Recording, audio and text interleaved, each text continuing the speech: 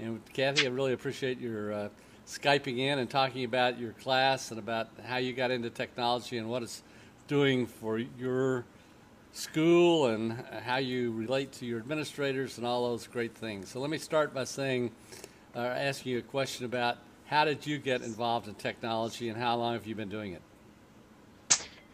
I got involved in technology about 10 years ago because we were suddenly given 5 computers in our classroom. And those computers were called Sunray computers. It was a brand, a Microsoft brand, and they they had monitors and keyboards and internet access, but you couldn't put any programs on them. So when you have 6-year-olds, you need to be able to do something with them. And so I thought, well, there's got to be stuff on the internet. And so I wanted to make them useful because if you have 5 of anything in a primary classroom, that's a center. So I started on my technology journey trying to figure out how to make web pages, and that expanded into blogging and so on like that.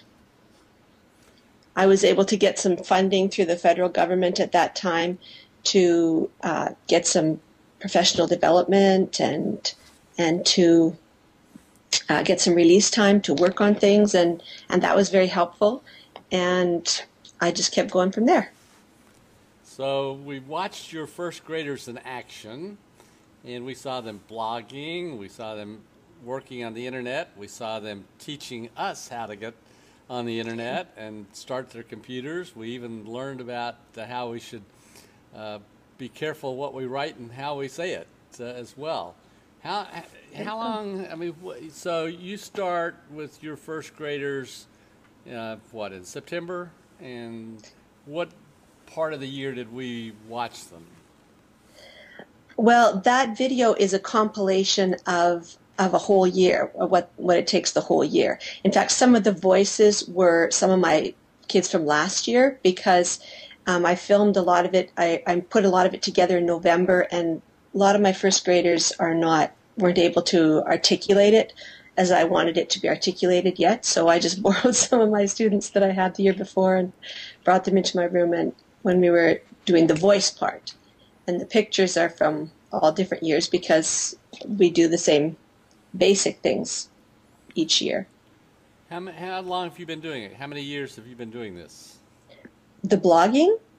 Well, any of it. Yeah, blogging or well, video. 10 years ago I started with my web page. 10 years ago. 10 years ago I started having a web page. I've had a blog about, I think it's 5 years now that I've had a classroom blog. And the video, I think I started that about 2 years ago. I'm just always adding new things. And did you do this on your own, or was there some sort of effort on the part of the school or the district? It's mostly me, but I do have really good supports. We do have a technology coordinator in our division, and he's always been there for me whenever I've had a question. I'm always pushing the envelope and asking about new things, and he's always been very supportive. In fact, when I started blogging, I think he was looking for a guinea pig, somebody to try it, and I don't think he had in mind first graders, but he was happy to let me try, and there we go. It worked for them too. So I have tremendous support. What about the administration? Are they supportive? I've had several different principals through my time that I've been there, and none of them have tried to discourage me from doing it. Some of them are not really interested in technology, and so they haven't really encouraged me in a direct way, but by the fact that they were willing to let me do it. Because I have this fabulous technology coordinator, he started early on having conversations with the really important people in our division, like the director and the superintendents, and about the importance of the students being online and learning online. And because he had those conversations with them early on, we never had to go through the whole, we better be careful about having these kids on the internet. We better not let their pictures be seen. in fact, we have a form that goes home with all the kids in the division the first day of school, and that's just for them to be able to even get on a computer. And it says that we will post student work on the internet, and it says that we'll endeavor to protect their identity. And the way that I do that in my classroom is to post first names but not last names, and to post pictures but not to match the picture and the name. So what has been the reaction from parents? Parents really like it. They like to be able to see their child's progress through the year and see it when it's convenient for them, not just at interview time. They can see it when whenever they have some free time and they're on the computer. They can click on the child's blog and see what's going on. I try to have the blog as like an online portfolio of their work so that it reflects what they're doing in all sorts of subjects. But of course, because a lot of it's written, it particularly reflects their writing progress. And what about the kids themselves? What is their reaction? Well, they love it, of course. Kids and technology just go hand in hand. It's not strange to them. It's not unusual. It just is. It's part of their world, and they really like not having to power down when they come to school. So I've got some of my students here that are saying, I don't really have to learn technology because I'm going to teach in elementary school. Or some of them say, oh, well, there's no technology in any of the schools around here, and sooner or later it'll catch up, but I'll worry about it then. You have any comments about that? I have lots of comments. Well, first of all, I think that they're wrong. I think technology is not going away. It's here to stay. I think we cannot teach kids in this generation using the tools that worked 20 years ago, 10 years ago, even 5 years ago. We have to change because the world has changed. There are so many opportunities available online now for collaborating, for learning from other people, that you are handicapping your students and yourself, in fact, by not taking advantage of those tools. And as for not having time, I know it's hard to believe, but you will never have more time than you do when you're in college for learning the things. It does not get better when you start in your own classroom. I wonder if they believe you. I've said that to them, probably but I don't not. think they do. Well, what about blogs?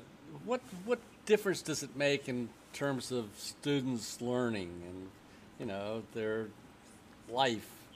What if there weren't any blogs? Would it make any difference? The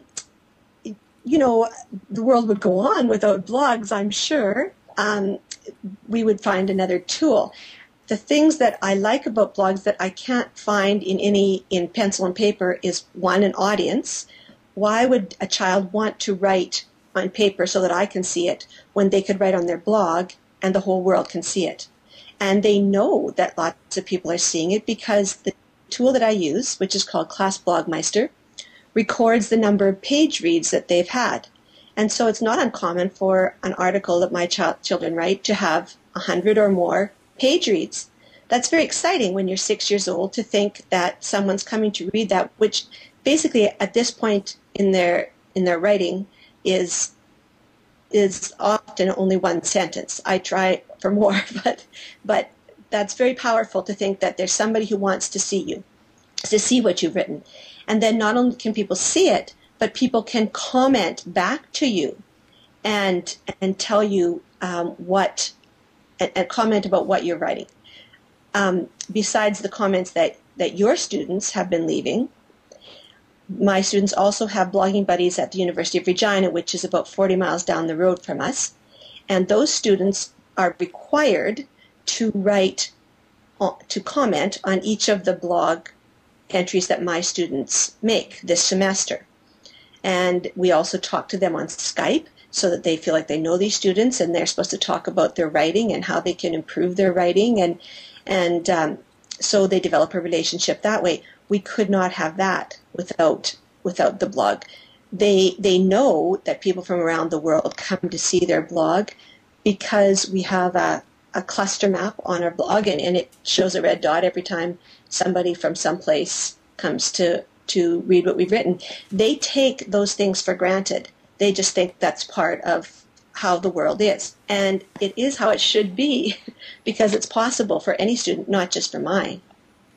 Well, in your movie that we watched, they referred to the Alabama students that were responding to their posts.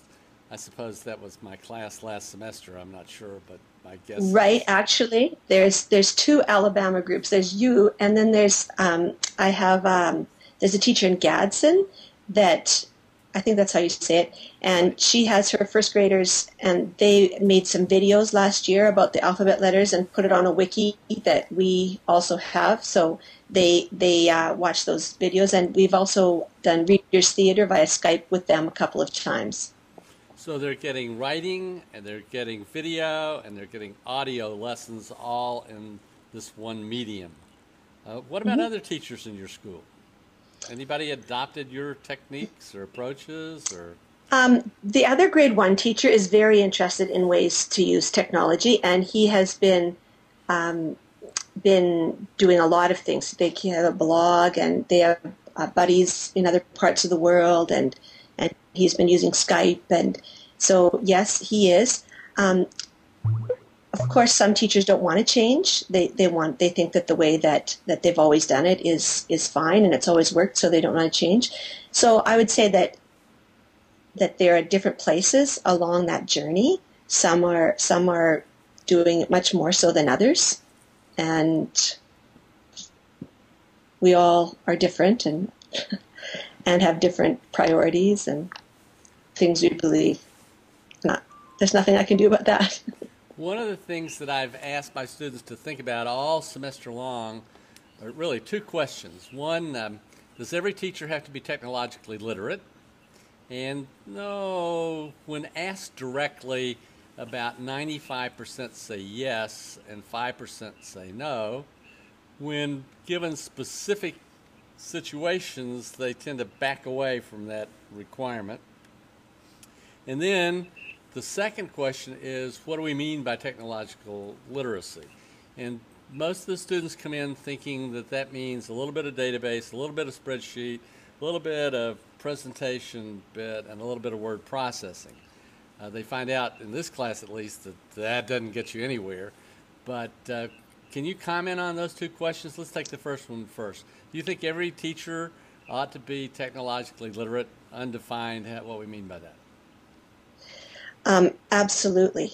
Technology, as I said before, is not going away. It's here to stay. If the only thing you can do in technology is word process and work a spreadsheet, that's not technology today. That's 20 years ago technology. That's not adequate for students in 2010. You really need to keep up with what is happening in technology. I would suggest that to do that your students start developing their own online network through whatever means you show them and whatever they are most comfortable with.